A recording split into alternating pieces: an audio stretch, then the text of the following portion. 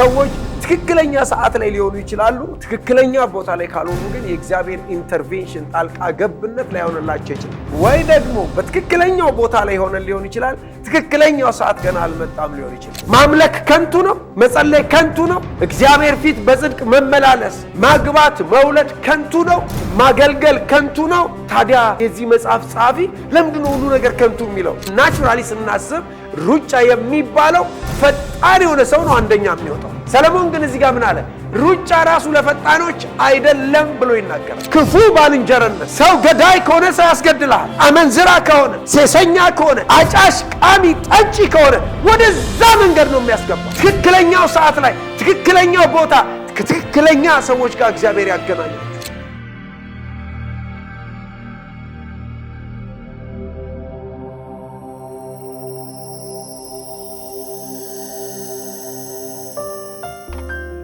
ዛሬ በጣም አስደናቂ የሆነ ከእግዚአብሔር ቃል ላይ አንድ ቃል አካፍላችኋለሁኝ። ከመክብብ መጽሐፍ ላይ አንድ ያገኘሁት እውነት አለ።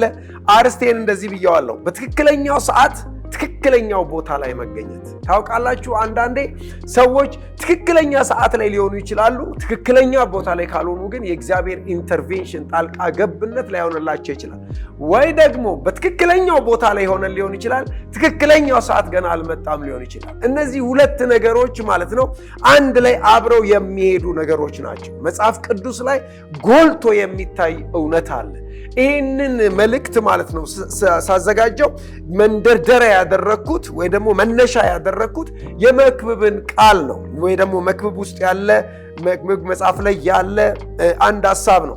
የመክብብ መጽሐፍ ስንመለከት 12 ምዕራፎችን ይዟል። በእነዚህ 12 ምዕራፎች ውስጥ 222 ቁጥሮችን ይዟል ይሄ መጽሐፍ። ይሁን እንጂ በዚህ መክብብ መጽሐፍ ውስጥ ማንንም አሁን እዚህ ያላችሁትን የሆነ ምንድነው መክብብ መጽሐፍ ላይ እንደው ትዝ የሚላችሁ ወይ ደግሞ ገኖ የሚታየው ጎልቶ የምታዩት ምን ሐሳብ ነው ብላችሁ አንድ ነገር እንደምትሉኝ አልጠራጠርም። በተለይ ሰለሞን ሁሉ ነገር ከንቱ ነው ያለው።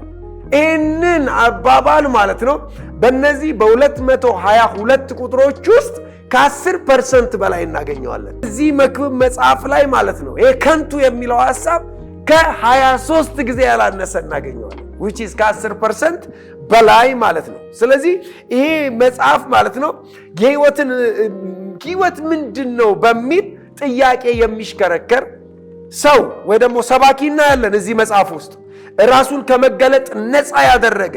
however የክርስትና ግን ህይወት በምን ላይ የተመሰረተ ነው? በመገለጥ ላይ የተመሰረተ ነው። ኢየሱስ ክርስቶስ የሰው ልጅ ማን ነው የሚሉት እንኳን ብሎ በጠየቀ ጊዜ በዛ በፊልጵስዩስ ቂሳሪያ በነበረበት ሰዓት ምን ብለው መለሱለት ይላል? አንዳንዶች ነብዩ ነው ይላሉ፣ አንዳንዶች ከነቢያት አንዱ ነው ይላሉ፣ አንዳንዶቹ ኤልያስ ነው ይላሉ፣ አንዳንዶቹ ኤርሚያስ፣ እናንተስ አላቸው። ተመለሰለትን መልስ ትዝ ይላችኋል። ጴጥሮስ በተለይ አንተ አለው ይህያው የእግዚአብሔር ልጅ አለ። በዚህ መገለጥ ላይ ነው እንግዲህ ምንም አደርገው አለ ኢየሱስ ቤተ ክርስቲያንን መሰርተው። ዋይ ይህንን ስጋና ደም ምን አላረገልህም? አልገለጠልህም አለ። ነገር ግን የሰማይ አባት ያለ። ስለዚህ የክርስትና ህይወት የተመሰረተው በምን ላይ ነው? በመገለጥ ላይ ብቻ ነው። ኢየሱስ ለዘላለም ጌታ ነው። አሁን ይሄ የመክብብ ጸሐፊ ከመገለጥ ውጪ በሆነ ህይወት ይሽከረከራል። ስለ ህይወት መልስ ለማግኘት ይሽከረከራል። ታውቃላችሁ የህይወትን ችግር የህይወትን ትርጉምና የህይወትን ዋጋ ለመፍታትም ሆነ ለማወቅ ህግንም ሆነ ነቢያትን እንዲሁም የመዝሙራትን መጽሐፍትን ሳያማክል መልስ ፈላጊ ተንከራታች ሰው እናያለን እዚህ ውስጥ። መዝሙራትን አላካተተም፣ ነቢያቱን አላካተተም፣ የህግ መጽሐፍን አላካተተም። ግን ምንድነው መልስ ይፈልጋል። ለምንድነው ከሌ እንዲህ አይነት ነገር ያጋጠመው? ለምንድነው በህይወቴ እንደዚህ አይነት ነገር የሚመጣው? ምንድነው የህይወት ትርጉም የህይወት ዋጋ? ይሽከረከራል፣ መልስ የለም። ለዚህ ነው ምን አለ? ሁሉን ነገር በምን እንትን አለው? በከንቱነት። ታውቃላችሁ ዘላለማዊነትን ያላማከለ ሲናገር ራሱ ምን ብሎ ነው የሚናገረው? ከፀሐይ በታች እያለ ነው የሚናገረው። ከፀሐይ በታች አስተውሉ። ከፀሐይ መታች ማለት ከፀሐይ በኋላ ምን የለም? ዘላለማዊነትን ያላማከለ ከፀሐይ ባሻገር ያለውን ህይወት ሳይሆን ከፀሐይ በታች ባለው ህይወት ትርጉም እየፈለገ ምን የሚያደርግ የሚንከራተት ሰው፣ የህይወትን ውጣ ውረድ መልስ ፍለጋ የሚሮጥ ሰው። የእግዚአብሔርን ህግ በቀጥታ ያልተወራበት መጽሐፍ ነው። በጣም የሚገርማችሁ ኢንፋክት ከምዕራፍ 12-13 ውጪ ምዕራፍ 12 እዚሁ መክብብ ላይ ቁጥር 13 ላይ እንደዚህ ይላል፣ የነገሩን ሁሉ ፍጻሜ እንስማ፣ ይህ ሰው ሁለንተናው ነውና እግዚአብሔርን ፍራ፣ ትእዛዙንም ጠብቅ። ዳይሬክትሊ ሕግን ያማከለ ንግግር እዚህ መጽሐፍ ውስጥ የምናገኘው እዚህ ጋር ብቻ ነው። ስለ ሕዝበ እስራኤልም አልተወራም ከምዕራፍ 1:12 በስተቀር። ነገር ግን ይሄ መጽሐፉ በምን የተሞላ ነው? ከንቱ። ጥቂት ከንቶችን ላንብብላችሁ። መክብብ ምዕራፍ 1 ሲጀምር ቁጥር 2 ላይ ሰባኪው ከንቱ የከንቱ ሁሉ ከንቱ ነው ይላል። በተለያየ ዓለማት ላይ ሆናችሁ የምትከታተሉ የእግዚአብሔርና ወንድና ሴት ልጆች ሁሉ ነገር ከንቱ ነው። ማምለክ ከንቱ ነው። መጸለይ ከንቱ ነው። እግዚአብሔር ፊት በጽድቅ መመላለስ፣ ለእግዚአብሔር የሚገባውን ነገር ማስረከብ፣ በስጦታ ሊሆን ይችላል፣ በሰዓታችን ሊሆን ይችላል፣ በጊዜያችን ሊሆን ይችላል፣ ጉልበታችን ሊሆን ይችላል፣ የተሰጠን ጸጋ፣ ይሄ ከንቱ ነው። ማግባት መውለድ ከንቱ ነው። ማገልገል ከንቱ ነው። ታዲያ ይህን የዚህ መጽሐፍ ጸሐፊ ለምንድነው ሁሉ ነገር ከንቱ የሚለው? አይካና ሹሪ ሁሉ ነገር ከንቱ አይደለም። የስ እሱ ሁሉ ነገር ከንቱ ነው ብሏል። ግን ከምን ተነስቶ ነው ሁሉ ነገር ከንቱ ያለ? እንዳልኳችሁ ከፀሐይ በታች። ስለዚህ መክብብ 1:14 ላይ ከፀሐይ በታች አለ የተሰራውን ስራ ሁሉ አየው፣ እነሆ ሁሉ ከንቱ ነው፣ ንፋስንም እንደመከተል ነው ይላል። እንደገና 2:23 ላይ እዛው መክብብ ዘመኑ ሁሉ ሐዘን ጥረትም ትካዜም ነው፣ ልቡም በሌሊት አይተኛም፣ ይህን ደግሞ ከንቱ ነው እያለ ይናገራል። 2:15 እኔም በልቤ ለሰነፍ የሚደርሰው ለእኔም ይደርሳል። ሁሉም ሰው አንድ ነው እድል ፈንታው። ለምን እጅግ ጠቢብ ሆንኩኝ አልኩ፣ የዚያን ጊዜ በልቤ ይህ ደግሞ ከንቱ ነው አልኩ። ማንም ሰው ላይ የሚደርሰው እኔ ላይ የሚደርሳል። ስለዚህ ምንድነው ልዩነቱ? ለምንድነው ራሴን እጅግ ጠቢብ ለማድረግ የምሞክረው? ይሄ ነገር ምንድነው አልኩኝ? ከንቱ። እንደገና 2:17 ላይ ከፀሐይ በታች የተሰራውን ስራ ሁሉ ከብዶኛልና ሕይወትን ጠላው፣ ሁሉም ከንቱ ንፋስንም እንደመከተል ነው። ጠቢብ ወይም ሰነፍ እንዲሆን የሚያውቅ ሰው ማን ነው? ከፀሐይ በታች በደከምኩበትና ጠቢብ በሆንኩበት በድካሜ ሁሉ ላይ ጌታ ይሆንበታል፣ ይህም ደግሞ ምንድነው አለ? ከንቱ ነው እያለ 2:19 መክብብ ይናገራል። 2:21 ላይ ሰው በጥበብና በእውቀት በብልሃትም ከደከመ በኋላ ለሌላ ላልደከመበት ሰው ያወርሰዋልና ይህም ደግሞ ከንቱ ትልቅም መከራ ነው አለ። አንተ ትሰራለህ ሰርተ ያከማቸውን የገነባኸውን ምን ያልከውን ያጠራቀምከውን ገንዘብ ካንተ በኋላ ሌላ ለሚበላው ታጠራቅማለህ። ይሄ ምንድነው? ከንቱ ነው እያለ ይናገራል። 2:26 ላይ እርሱም ደስ ስለሚያሰኘው ሰው ጥበብና እውቀትን ደስታንም ይሰጠዋል፣ ለኃጢአተኛ ግን እግዚአብሔርን ደስ ስለሚያሰኘው ሰው ይሰጥ ዘንድ እንዲሰበስብና እንዳከማች ጥረትን ይሰጠዋል፣ ይህም ደግሞ ከንቱ ንፋስንም እንደመከተል ነው ይላል። እናንተ ሰዎች መጽሐፍ ቅዱሱ በመክብብ መጽሐፍ ላይ ሲናገር ሁሉ ነገር ምንድነው ይላል? ከንቱ ነው። ሁሉ ነገር ምንድነው? ከንቱ ነው እያለ ይቀጥላል። ስለዚህ መጽሐፍ ቅዱሳችን 2:3-19 ሄዳችሁና አንብቡ፣ 4:4 ሄዱና አንብቡ፣ 4:17 ሄዱና 4:8 አንብቡ። እንደገና መክብብ 4:16 መክብብ 5:10 ብቻ ብዙ መክብብ 6ን ስታነቡ፣ መክብብ 6:9 ስታነቡ፣ 6:11 ስታነቡ፣ እንደገና ደግሞ 6:12 ስታነቡ። እኔ ዛሬ በመክብብ ምዕራፍ 9 ላይ ከቁጥር 1 እስከ 11 ያለውን ሐሳብ ላንብብና ከዛ በኋላ ወደ መልእክት ይገባለሁ። እንደዚህ ይላል፣ ጻድቃንና ጠቢባን ስራዎቻቸውን በእግዚአብሔር እጅ እንደሆኑ ይህን ሁሉ መረምር ዘንድ በልቤ ያኖርኩ ይላል። ፍቅር ወይም ጥል ቢሆን ሰው አያውቅም፣ ሁሉ ወደፊታቸው ነው ይላል። በጣም የሚገርማችሁ ዛሬ ተዋደድን፣ ዛሬ ጓደኛ ማማዎችን የሚሉ ሰዎች ከፊታቸው ጥል እንዳለ፣ ከፊታቸው ክርክር እንዳለ፣ ከፊታቸው ምን እንዳለ አያውቁም ማለት። ዛሬ የሚያውቁት ምንድን ነው? ጓደኝነታቸውን። ዛሬ የሚያውቁት ምንድን ነው? ፍቅራቸውን። ዛሬ የሚያውቁት ምንድን ነው? አብሮነታቸውን። ከፊት ያለውን ምን አያደርጉም አለ? አያውቁትም አለ። ስለዚህ የጻድቁና የበደለኛው፣ የመልካሙና የክፉ፣ የንጹሕና የርኩሱ መስዋዕት የሚሰዋውና የማይሰዋው ተመልከቱ። የጻድቁና የበደለኛው፣ የመልካሙና የክፉ፣ የንጹሕና የርኩሱ መስዋዕት የሚሰዋውና የማይሰዋው የሰው ሁሉ ድርሻው አንድ ነው። እንደ መልካሙ ሰው እንዲሁ ኃጢአተኛው፣ እንደ መሐለኛው ሰው እንዲሁ መሐላን የሚፈራው ነው። አንድ ድርሻ ሁሉን እንዲያገኝ ከፀሐይ በታች በተደረገው ሁሉ ይህን ነገር ክፉ ነው አልኩኝ። ደግሞም የሰው ልጆች ልብ ክፋትን ትሞላለች፣ በሕይወታቸውም ሳሉ እብደት በልባቸው ነው። ከዚያም በኋላ ሙታን ይወርዳሉ ይላል። ያልሞተው ይሻለ ከሞተ አንበሳ ይሻላልና ሰው ከሕያዋን ሁሉ ጋር በአንድነት ቢኖር ተስፋ አለው። ሕያዋን እንዲሞቱ ያውቃሉና ሙታን ግን አንዳች አያውቁም፣ መታሰቢያቸውም ተረስቷልና። ከዚያም በኋላ ዋጋ የላቸውም፣ ፍቅራቸውና ጥላቸው ቅናታቸውን በአንድነት ጠፍቷል። ከፀሐይ በታችም በሚሰራው ነገር ለዘላለም ዕድል ፈንታ ከእንግዲህ ወዲህ የላቸውም። እግዚአብሔር ሥራህን ተቀብሎታልና ሂድ፣ እንጀራን በደስታ ብላ፣ የወይን ጠጅህንም በተድላ ጠጣ። ሁል ጊዜ ልብስ ነጭ ይሁን፣ ቅባትም ከራስህ አይታጣ። በሕይወት አንተም ከፀሐይ በታች በደከምክበት ድካም ይህ እድል ፈንታ ነውና ከንቱ በሆነ በሕይወት ዘመን ሁሉ ከፀሐይ በታች በሰጠህ በከንቱ ዘመን ተመልከቱ እድል ፈንታ ነው ከንቱ በሆነ የሕይወት ዘመን ይለዋል እንደገና ከፀሐይ በታች በሰጠህ በከንቱ ዘመንህ ከምትወዳት ሚስት ጋር ምን ይበልህ ደስ ይበልህ ከዛ ቁጥር 10 ላይ አንተ በምትሄድበት በሲኦል ሥራና ሐሳብ ዕውቀትና ጥበብ አይገኙምና እጅን ለማድረግ የምታገኘውን ሁሉ እንደ ኃይልህ አድርግ ከዛ በኋላ ቁጥር 11ን በጣም የምፈልገው ቃል እኔም ተመለስኩ አለ ተመለስኩ ከፀሐይም በታች ሩጫ ለፈጣኖች ሰልፍም ለኃያላን እንጀራም ለጠቢባን ባለጠግነትም ለአስተዋዮች ሞገስም ለአዋቂዎች እንዳልሆነ አየሁኛል ተመልከቱ ተመለስኩ አለ ከፀሐይ በታች ላለው ነገር ሩጫ ራሱ ለፈጣኖች አይደለም እኛው ናቹራሊ ስናስብ ሩጫ የሚባለው ፈጣን የሆነ ሰው ነው አንደኛ የሚወጣው ሰለሞን ግን እዚህ ጋር ምን አለ ሩጫ ራሱ ለፈጣኖች አይደለም ብሎ ይናገራል ሰልፍም ለኃያላን እንጀራም ለጠቢባን ባለጠግነትም ለአስተዋዮች ሞገስም ለአዋቂዎች እንዳልሆነ አየሁ አለ ግን ምን አለ ጊዜና እድል ግን ሁሉን ያገናኛቸዋል አለ ለዚህ ነው የእግዚአብሔር ወንድና ሴት ልጆች ጊዜና ምን እድል እኔ ይህንን ቃል ተንተራስኩኝና ምን አልኩ መሰላችሁ በትክክለኛው ሰዓት ላይ ትክክለኛ ቦታ መገኘት በእውነት ነው የምላችሁ መጽሐፍ ቅዱሳችን ላይ ስታዩ በጣም ብዙ ሪፈረንስ ነው ያለው ሰዓታቸው ትክክል ሆኖ ነገር ግን ትክክለኛ ቦታ ላይ ያልነበሩ ሰዎች ወይ ደግሞ ቦታው ትክክል ሆኖ ወይኔ ይሄ ቦታ እንዴት ነው እዚህ ቦታ ላይ ወይ እዚህ አገር ላይ ወይ እዚህ ሰፈር ላይ ወይ ምናምን የምንለው እግዚአብሔር እዚህ ቦታ ላይ አልባረከኝም አልደረሰልኝም አልሆነም ልንል እንችላለን እንዲህ አይነት ድምጾች በቤታችን ሊሰሙ ይችላሉ ግን አንድ ነገር ልንገራችሁ ጊዜና እድል አለ ሰለሞን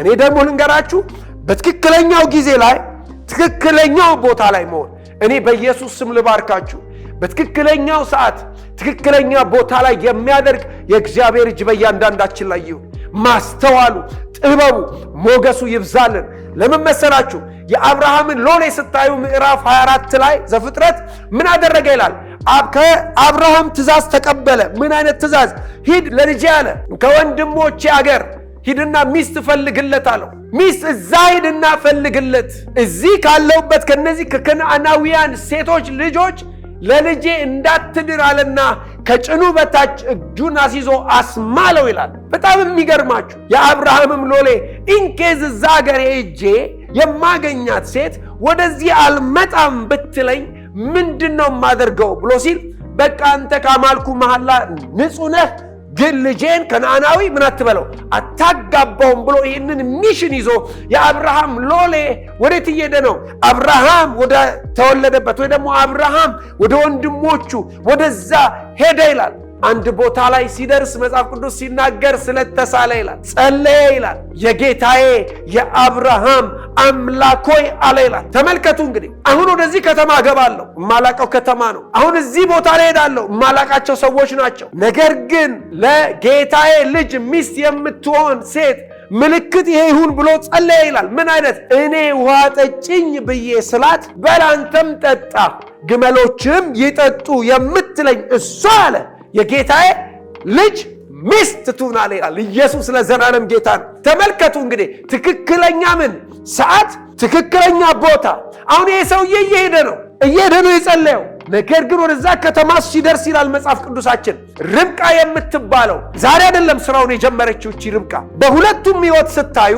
ርብቃማው ምንድነው ትክክለኛ ሰዓት ላይ ትክክለኛ ቦታ እየመጣች ነው አረ በኢየሱስ ስም እንደዛ ይሁንላችሁ እግዚአብሔር ምስክሬ እንዴት ውስጤ ይንቀሳቀሳል መሰላችሁ ትክክለኛ ቦታ ላይ ሁሌ የምታደርገው ነገር ቢሆንም ሁሌ የምታደርገው ነገር ላይ የእግዚአብሔር ጣልቃ ገብነት ሊሆን ያ ቀን የተለየ ሆነ ያ ጊዜ የተለየ ሆነ ያ ቦታ የተለየ ሆነ ለአብርሃምም ሎሌ እንደዚሁ ለሁለቱም ከዛ ሄደ ይላል አገኛት ይላል እንደዚህ ብሎ ይናገራል መጽሐፍ ቅዱሳችን አጠጭኝ ብሎ ሲላት አንተም ጠጣ ግመሎችንም አጠጣለሁ አለችው ይላል ተመልከቱ ትክክለኛ ሰዓት ትክክለኛ ቦታ ከትክክለኛ ሰዎች ጋር ብዬ ልጨምርላችሁ ኢየሱስ ለዘላለም ጌታ ነው አንዳንድ ሰዎች አሉ ህይወት ላይ መጡና የሚያቆረቁዙ ኪሳራ ውስጥ የሚከቱ ወዳልሆነ የህይወት አቅጣጫ የሚያስይዙ።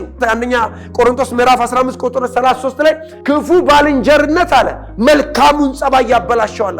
አያችሁ?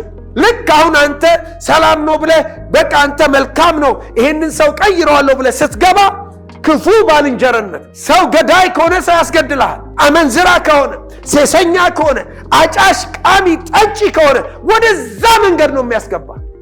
ለዚህ ነው ያላችሁ ትክክለኛ ሰዓት የስ ኦፍ ኮርስ ያስፈልገናል። ትክክለኛ ቦታ 100%፣ እንደዚሁ ደግሞ ትክክለኛ ሰዎች ኢየሱስ ለዘላለም ጌታ ወደ ዴስቲኒያችን የሚያስገቡ በቃ ለጸሎት የሚያነሳሱ ለቆምንበት ዓላማ በርታ፣ ግፋ፣ ሂድ የሚሉ አረ በኢየሱስ ስም እንደዚህ አይነት ሰዎች በእናንተ ህይወት ላይ ይብዙላችሁ። ኢየሱስ ለዘላለም ጌታ የሚያቆረቁዟችሁ፣ የሚጥሏችሁ፣ የሚያዋርዷችሁ ሳይሆኑ ቤር ዊዝ ሚ ዋይ እግዚአብሔር እንደ በረከት ወደ ህይወታችን የሚያመጣው ሰዎችን ሰው ነው የሚሰጥሽ፣ ሰው ነው የሚሰጥህ። የትዳር ጓደኛ የስ ኦፍ ኮርስ፣ የቢዝነስ አጋር የስ ኦፍ ኮርስ፣ መንገድ የሚያሳዩ 100% የእግዚአብሔር ወንድና ሴት ልጆች ይኸውላችሁ የአብርሃም ሎሌ ከዚች ከረቤካ ጋር ሲገናኝ በረቤካ ህይወት እግዚአብሔር ያየው አልቲሜት የሆነው በህይወቷ ያየው ግን እቺ ረቤካ ከዚህ ሰው ጋር ከመገናኘቷ በፊት ኮመን የሆነ ስራ ነው የምትሰራው። ውሃ ትቀዳለች፣ ታጠጣለች፣ በግ ታግዳለች፣ ትሄዳለች። ትላንትና እንደዛ አልፏል። ላስቲር እንደዛ አልፏል። ላስት ኦፍ ላስቲር ዘሴም ሩቲን የሆነ ነገር ነው የምታደርገው። ምናልባት በዚች ሴት እግር ውስጥ ወይ ደግሞ ጫማ ውስጥ ሆነን ስናይ ህይወት ሰለቸኝ፣ ተደጋጋሚ ሆነ ልትል ትችል ይሆን? አትጠራጠሩ። ነገር ግን ይሄንን ድግግሞሽ ይሄ ሳይክል የሆነውን ላይፍ የሚሰብር የእግዚአብሔር ሰዓት ደረሰ። የእግዚአብሔር ቦታ ላይ ከትክክለኛ ሰው ጋር እንዲህ ይሁንላችሁ። ሰለሞን እንደዚህ አለ፣ አትሞኙ አለ፣ አትሳሳቱ አለ። ሩጫ ለፈጣኖች አይደለም አለ። ሰልፍም ለኃያላን ብርቱ ነኝ ላሉ አይደለም። ቦዲያቸው የሚያስፈራ ማሲቭ የሆነ በቃ ታግለን በቦክስ መተን እንጥላለን ብለው ለነሱም አይደለም አለ። እንጀራ ራሱ ለጠቢባን አይደለም አለ። ባለጠግነት እንደው ብልጽግና የሚባለው ለአስተዋዮች አይደለም፣ ሞገስም ለአላዋቂዎች እንደሆነ ለአዋቂዎች እንዳልሆነ አየዋል። ግን ጊዜ የሚባል ነገር አለ። የስ እግዚአብሔር ለሰው ልጆች የሰጠው ምንድነው? ጊዜ ነው። ለዚህ ነው ጳውሎስ ሲናገር ምን በሉ አለ? ዘመኑን ዋጁት አለ። ዋጅ፣ ጊዜውን ዋጀው። ሰዎች ጊዜ ነው የሚያንገበግባቸው። ለመሰላችሁ ገንዘብ ትላንት የጠፋብህን 10 ብር ዛሬ ልታገኘው ትችላለህ፣ ወይ ነገ ልታገኘው ትችላለህ። ግን ትላንት የጠፋብህን ጊዜ መልሰህ አታገኘውም፣ አይገኝም ጊዜ። ለዚህ ነው ሰለሞን ጊዜና እድል አለ። በእውነት እዚሁ መክብብ መጽሐፍ ላይ ምዕራፍ 3 ቁጥር 11 ላይ ነገርን ሁሉ በምን በጊዜው ውብ አድርጎ ሰራው ይላል። ይህን መልእክት ስትሰሙ በእውነት የእግዚአብሔር ታምራታዊ እጅ ጊዜያችሁን የሚያስውብ በቃ በዚያም በሰማችሁት በዚህ ሜሴጅ ላይ የእግዚአብሔርን በቃ ልዩ የሆነ ክብር ኤክስፒሪየንስ የምታደርጉበት ቃል ይሁንላችሁ። የአብርሃም ሎሌ እየሄደ ነው፣ ይጸልያል ይጸልያል ይጸልያል። እንዲህ ከጸለየ ሰው ጋር እግዚአብሔር ያገናኛችሁ። ረቤካ የተገናኘችው ከጸለየ ሰው ጋር ነው፣ ከተሳለ ሰው ጋር ነው፣ እግዚአብሔርን ከሚፈራ ሰው ጋር ነው፣ እግዚአብሔርን ለሚያመልክ ማለት ነው። ተልእኮ ይዞ ከሄደ ሰው ጋር ፍጹም እግዚአብሔርን ልታመልክ የምትችልበት፣ እግዚአብሔርን ልትፈራ የምትችልበት፣ በእግዚአብሔር አጀንዳ ልትመላለስ የምትችልበት ህይወት ውስጥ ሊያስገባት ተገናኙ ይላል። በኢየሱስ ስም እንደዛ ይሁንላችሁ። ብዙዎች በእውነት በዚህ ዘመን ላይ ከእግዚአብሔር ቤት የሚያስወጡ ነው የበዙት። የጸሎት ህይወትን ማለት ነው ምን ጸልየ ምን አመጣ ብሎ የምትጸልየውን ጸሎት ዲስከሬጅ አድርጎ የሚያቆም ሰው ነው በዙሪያችሁ ሊበዛ የሚችለው። ምናልባት ፎከስ አድርገው የሚመላለሱት እንደ ሰለሞን ከንቱ ነው፣ ቸርች መሄድም ከንቱ ነው፣ ማግባት መጋባት መውለድ ከንቱ ነው የሚሉ ሰዎች ሊሆኑ ይችላሉ። ህይወት ያልገባቸው፣ በመገለጥ ላይ ክርስትናቸው ያልተመሰረተ። በኢየሱስ ስም ከእንደዚህ አይነት ሰዎች እግዚአብሔር ይጠብቃችሁ። በተለያየ ዓለም ላይ የምትመለከቱ በእውነት ይሄ ጸሎቴ ነው፣ ይሄ መሻቴም ነው፣ ይሄ ጥማቴም ነው። ትክክለኛው ሰዓት ላይ ትክክለኛው ቦታ ከትክክለኛ ሰዎች ጋር እግዚአብሔር ያገናኛችሁ። የአብርሃም ሎሌና ርብቃን ስትመለከቱ ይሄ ነው የሆነው። ትዝ ይላችኋል። ሩት ማለት ነው ከሞዓብ ምን አደረገች ይላል? መጣች ይላል ወደ ቤተልሔም። ማንን ተከትላ? ኑኃሚንን ተከትላ። ታውቃላችሁ እዛ ሀገር ላይ ከደረሰች በኋላ ኢቭን ኑኃሚን ስትመሰክርላት ምን አለች? ወደ ሕዝብሽ፣ ወደ አምላክሽ፣ ወደ አባትሽ፣ ወደ እናትሽ ቤት ሂጂ ነበር ያለቻት።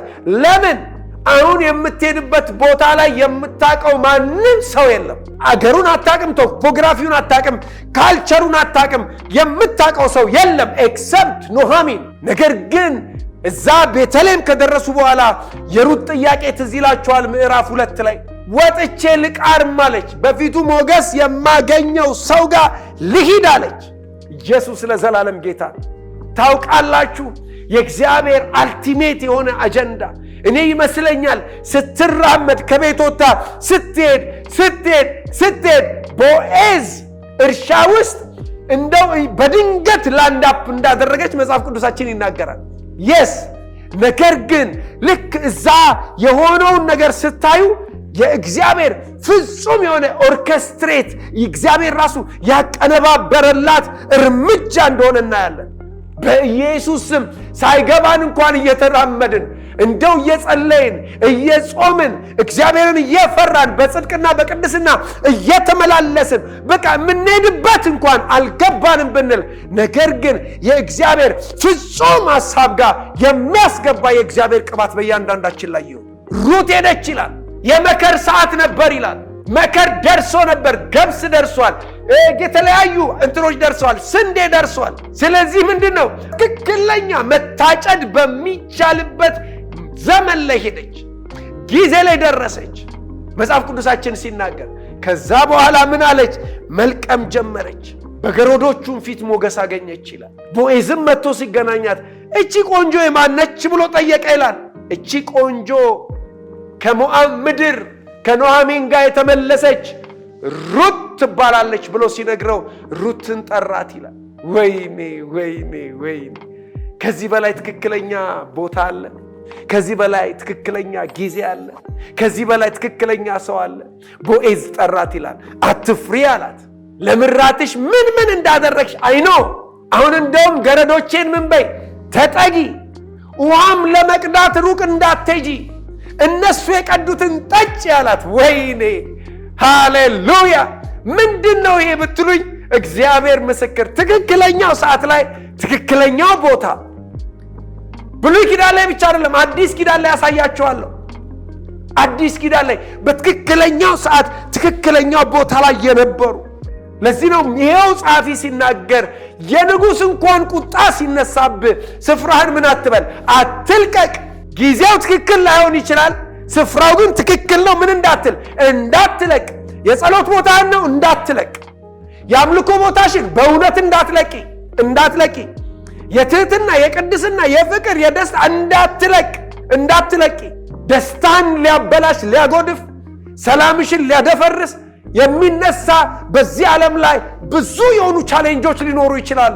እመኑኝ፣ ወይኛ ወደ ክርስቶስ እስከምንሄድ ወይ ደግሞ ክርስቶስ ወደኛ እስከሚመጣ ቻሌንጅ እያልን የምናወራው ነገር አይቆምም። ኢየሱስም ለዚህ ነው በዮሐንስ ወንጌል ላይ በዚህ ዓለም ሳላችሁ አለ። በቃ አለ፣ መከራ አለ። ዶንት ቢ ሰርፕራይዝድ። ገንዘብ ማጣት ህይወት ላይ ቢመጣ ዶንት ቢ ሰርፕራይዝድ። ለምን ትደነቃለህ? ለምን ትገረማለህ? በበሽታ አታክ ብትደረግ ዶንት ቢ ሰርፕራይዝድ። ይልቁኑ ምን አለ? ሪሶርስ አለሽ። በግርፋቱ ቁስል ተፈወስን የሚል በእርሱ ድህነት እኛ ባለጠጎች እንሆን ዘንድ እሱ ስለኛ ምን ሆነ? ድሃ ሆነ። ዋይ ባለጠጋ ሊያደርገን። ረጅም ዕድሜ አጠግብሃለሁ ያለው፣ ስሜን አውቋል አስጥለዋለሁ ያለው፣ እጋርደዋለሁ ያለው፣ በቀን ከሚበር ጋኔን የሚጠብቀን። እመኑኝ ሪሶርስ አለን፣ የተስፋ ቃል አለን። ኢየሱስ ክርስቶስ ተጽፏል እንዳለ አጋንንት ላመጣበት ፈተና ተጽፏል ብለን የምናልፍበት፣ ሰማይና ምድር የጸናበት፣ ከቃሌ 1 ነጥብ ከሚያልፍ ሰማይና ምድር ቢያልፍ ይቀላል ብሎ ማቴዎስ 24 ላይ ኢየሱስ የተናገረው እማያልፍ ቃል አለን። ኢየሱስ ለዘላለም ጌታ ነው። እማይለወጥ ቃል። የእግዚአብሔር ወንድና ሴት ልጆች ኢየሱስ ክርስቶስ ለዘላለም ጌታ ነው። እመኑኝ። እቺ ሴት ምን አይነት ነገር ውስጥ ገባች? ትክክለኛ ሰዓት ላይ የቦዔዝ እርሻ ውስጥ ቦዔዝ አጽናናት ይላል። እንዲህ ራሱ ብሎ ነገራት፣ ከዚህ እርሻ ምን እንዳትወጪ አላት። የትም እንዳትሄጂ። ምናልባት እኮ በንጋታው እቺ ሴት ያማረ እርሻ ከጎን ሊኖር ይችላል፣ ወይ ደግሞ ሌላ ቦታ ትልቅ ሰፊ ሊኖር ይችላል። however የተባለችውን የእግዚአብሔር ራሱ ያቀነባበረላት ስለሆነ እዛው ጋር ስቲክ አደረገች ይላል። ቸርች ነው። የተለያየ የቸርች አባሎች ናችሁ፣ የተለያየ ቸርች አገልጋዮች ናችሁ። እኔ እንደ ቦዔዝ ልንገራችሁ፣ አትልቀቁ ያን ስፍራ። carry on, keep ministering, keep serving, keep loving, keep praying, keep worship። በቃ ቀጥል። ዲያቆን ነህ፣ ቀጥል። ኳየር የጸሎት ግሩፕ ቀጥል። እግዚአብሔር ሩት ህይወት ላይ የሆነ ታይም ላይ መጣ ይላል። ዋይ ትክክለኛ ቦታ ነው ያለችው።